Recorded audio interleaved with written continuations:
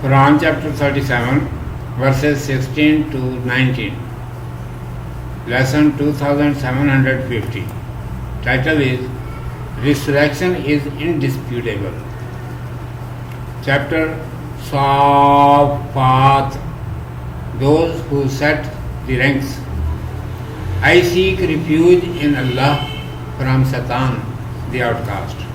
In the name of Allah, the Beneficent, the Merciful. Verse 16. When we are dead and have become dust and bones, shall we then forsooth be raised again? Verse 17. And our forefathers. Verse 18. Say, O Muhammad, grace, glory, blessings and peace be upon him. Yeah, in truth, and ye will be brought low. Verse 19. There is but one shout, and lo, they behold. Commentary. It is commanded, when it is said to them, you will be brought back to life again after death, and you will be asked about your deeds. Then they say, what did you say? After death we shall become dust. Being spoiled, our body will be mixed up in the earth. Perhaps our bones will remain in existence for a few days. Our forefathers were expired long ago. Their bones would have been disappeared.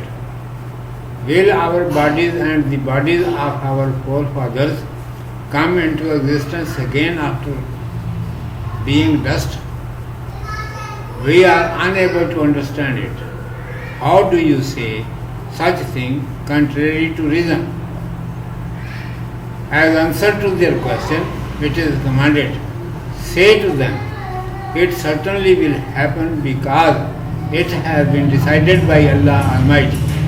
Entire human beings will be reproduced again after death. They will be rendered contemptible in the next life as a punishment who do not believe today in the life after death. Listen concerning it, that how the people will be brought back to life. The trumpet will be blown and its sound will shake the entire mankind. This one sound will be enough for bringing all of them to life again after death. They entire will stand up without any delay as soon as they will hear this sound, whether they would be in any former condition.